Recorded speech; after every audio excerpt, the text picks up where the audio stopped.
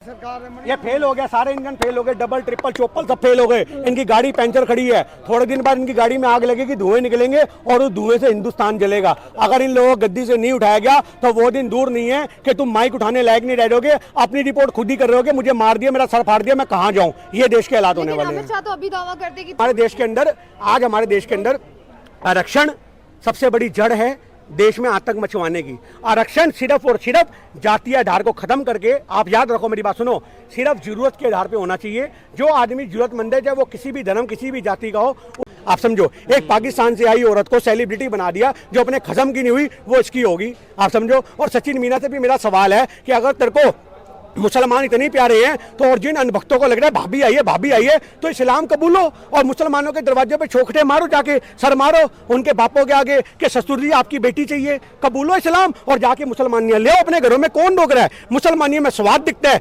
जहर आई है, उसका सगा साला वो बोल रहा है देवर जहर आई है, भाभी तो जहर है, तो खा के मर जाओ पूरा परिवार सालो। अगर जहर आई है तो बम आई है, बम आई है, वो फटेगी तो पूरा हिंदुस्तान भुगतेगा, ऐसी बम आई है वो जासूस के रूप में। तो आप समझो कि ये हमारे देश की सूरत बन चुकी है कि इनको मुसलमानियों में जहर दिख रहा है, बम दिख रहा है, कत्ल दिख रहा है। ये अंधभक्तों का हाल है। मतलब आज 80 करोड़ की आबादी, 80% की आबादी हिंदुओं की है, मतलब हिंदुओं के अंदर तुम्हें जहर नहीं दिखता?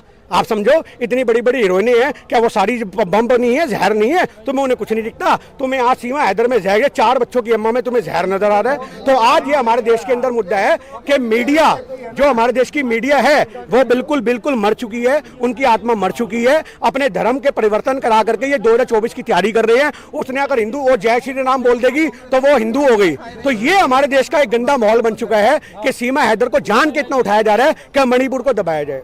गोदी मीडिया जिस तरह से दिखा रहा है, अभी सवाल ये भी सुरक्षा को लेकर क्या नहीं होना चाहिए कि जांच एजेंसियां इन सब चीजों पर भी रोक लगाएं जो गोदी मीडिया दिखाना चाह रहा है? देखिए गोदी मीडिया तो नकली मीडिया है, मैं आपको बता दूं। जांच एजेंसियों के ऊपर तो सवाल उसी दिन खड़े हो गए जब सीमा हैदर यहाँ पे आई। आप समझो आज सीमा हैदर ने पोल खोल दी कि पुलवामा कैसे हुआ। आज ये अब लोगों को पूछने की जरूरत नहीं पुलवामा कैसे हुआ, ये सीमा हैदर ने बयां कर दिया कि जब मेरे जैसी औरत आ सकती है 4 बच्चों को लेकर के तुम्हारे देश की सीमा में, तो आप सोचो कि आतंकवादी तो सिर्फ 1.5 सियाने होते हैं, तो वो कितने तरीके से आएंगे किसी को पता भी नहीं लगेगा। तो ये हमारे देश की एक नेशनल सिक्योरिटी पे सवाल खड़े करते हैं बहुत सारे। और नेपाल जो हमारा जिनसे भाईचारा है उनसे भी हमारा सवाल है कि नेपालियों ने कैसे आने दिया। देश की बेटी से ज्यादा ये जो 2 बेटियां उनसे ज्यादा ये बेटी कैसे हो गई? पाकिस्तानी है, ये कैसे प्यारी होगी? देखिए मैं आपको बताता रहा हूँ, ये 2024 के इलेक्शन की तैयारी है। मैं आपको बोलता रहा हूँ उन अंधभक्तों के आप मैसेज तो पढ़ो, कमेंट तो पढ़ो। मतलब हम रील बनाते हैं सीमा हैदर ने ये किया, सीमा हैदर ने वो किया, हमें कह रहे चुप कर बे खालिस्तानी, चुप कर बे खालिस्तानी, हमारी भाभी है वो। वाह भाई वाह, बड़े पकौड़े पकवान बना के खिला दिए उसने, तुम्हारी भाभी है। सचिन मीना का बुरा हाल कर रखा है, वो कुछ बोलता है मुंह पे हाथ रखती है। कल तो आपने रिपब्लिक भारत में वीडियो देखी कि मुंह पे झापड़ तक मार दिया, अभी झापड़ मार रहा है, थोड़े दिन बाद उसके बच्चों की पोटी ऐसे करके धोता नजर आएगा। ये हाल है तेरा सचिन मीना, यही औकात है। और आपको बता दूं पिछले इतने दिन से इसके साथ में है ना ये सचिन मीना, और वो ही जानते होंगे अंदर के राज। ऐसे उंगली नहीं रखने दी होगी उसने, ऐसे उंगली भी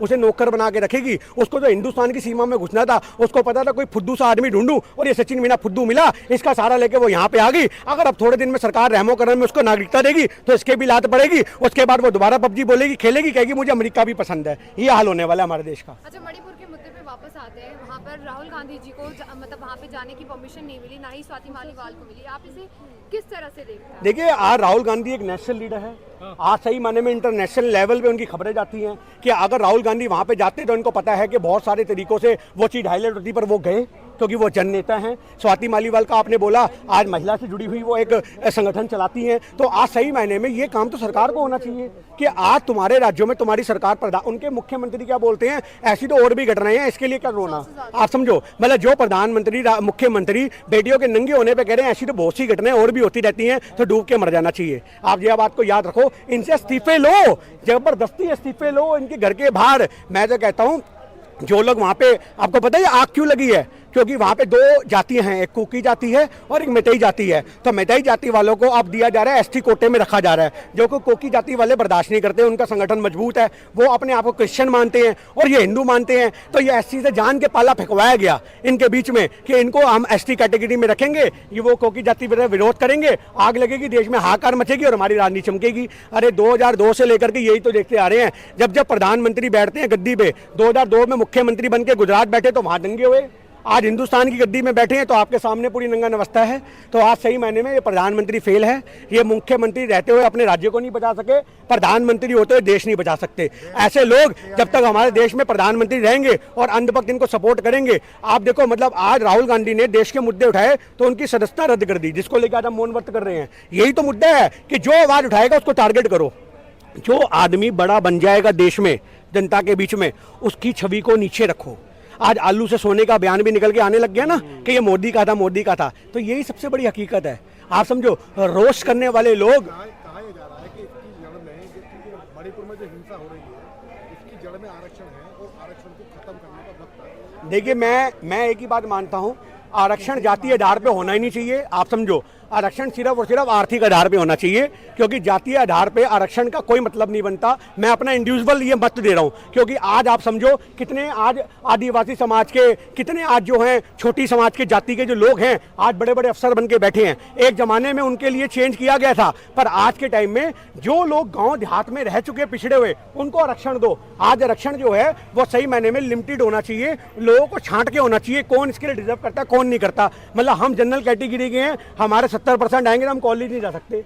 आप समझो, हमारे 70% आएंगे हम कॉलेज नहीं जा सकते, भले हम एक कमरे में रह के पड़े हुए हों। आप समझो, तो आज हमारे देश के अंदर आरक्षण सबसे बड़ी जड़ है देश में आतंक मचवाने की। आरक्षण सिर्फ और सिर्फ जातीय आधार को खत्म करके, आप याद रखो मेरी बात सुनो, सिर्फ जरूरत के आधार पे होना चाहिए। जो आदमी जरूरतमंद है, चाहे वो किसी भी धर्म किसी भी जाति का हो, उसको आरक्षण देना चाहिए। ये मेरा पर्सनल मत है। ये तो बीजेपी की लाइन होगी फिर आरक्षण। मैंने आपको बोला मेरा पर्सनल मत है, मैंने आपसे भी बोला बीजेपी की लाइन से मतलब नहीं है। आरक्षण सिर्फ और सिर्फ जातीय आधार पे, मेरी बात सुनो, जातीय आधार पे नहीं होना चाहिए, क्योंकि जो लोग ऊंचे उठ चुके हैं, आज जो लोग ऊंचे, जैसे आज सब्सिडी, आज जैसे प्रधानमंत्री ने बोला, एक मिनट भाई साहब, आज प्रधानमंत्री ने बोला सब्सिडी छोड़ो, लोगों ने छोड़ी ना।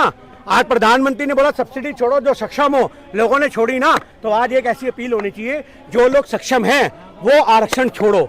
आरक्षण छोड़ने की अपील होनी चाहिए कि लोग अपनी खुशी से छोड़े और जरूरतमंद लोगों को आरक्षण मिल सके। 2024 के चुनाव करीब है, इंडिया वर्सेस एनडीए चल रहा है, 38 वर्सेस 26 पार्टियों का सीजन। आप क्या इसको किस तरह से देखते हैं? क्या भाई लगता है? गीदड़ों की पूरी फौज इकट्ठी कर रखी है इन लोगों ने। आप समझो, ये कहते हैं शेर, रंगे हुए सियार को पिछले 8 साल से शेर बनाने की किफायत चल रही है हमारे देश के अंदर। आज आपको बता दूं मैं कि जो आदमी कहता है कि मोदी सरकार तो अकेले काम करती है, तो ये 26 संगठन कौन है, ये 38 संगठन कौन है? तो ये अपने आप में दिखाते हैं कि ये जो पूरा का पूरा माहौल है ये आप लोगों से छुपाया जाता है। एक आदमी के पीछे इतने सारे चेहरे हैं, इतनी सारी ताकतें हैं, जिनको मीडिया हाईलाइट नहीं करती, सिर्फ मोदी को हाईलाइट करती है। तो गिन्नी जी डबल इंजन की सरकार है, ये फेल हो गया, सारे इंजन फेल हो गए, डबल ट्रिपल चोपल सब फेल हो गए। इनकी गाड़ी पंचर खड़ी है, थोड़े दिन बाद इनकी गाड़ी में आग लगेगी, धुएं निकलेंगे और उस धुएं से हिंदुस्तान जलेगा। अगर इन लोगों को गद्दी से नहीं उठाया गया तो वो दिन दूर नहीं है कि तुम माइक उठाने लायक नहीं रहोगे, अपनी रिपोर्ट खुद ही कर रहे होगे, मुझे मार दिया, मेरा सर फाड़ दिया, मैं कहां जाऊं। ये देश के हालात होने वाले हैं। अमित शाह तो अभी दावा करते कि 300 से ऊपर सीट आएंगी। अरे वो तो दावे करते रहते हैं, उनको पता जेब में नोट बहुत हैं, उनको पता जेब में नोट बहुत हैं। किसी भी तरीके से हम लोग आज किसी भी तरीके तोड़ फोड़ करके हम सरकारें बनाएंगे और अपनी राजनीति चमकाएंगे। आज उनको नोटों पे अपने बहुत विश्वास है, क्योंकि उनके अडानी अंबानी जैसे बड़े बड़े बिजनेसमैन हैं। चलिए, धन्यवाद।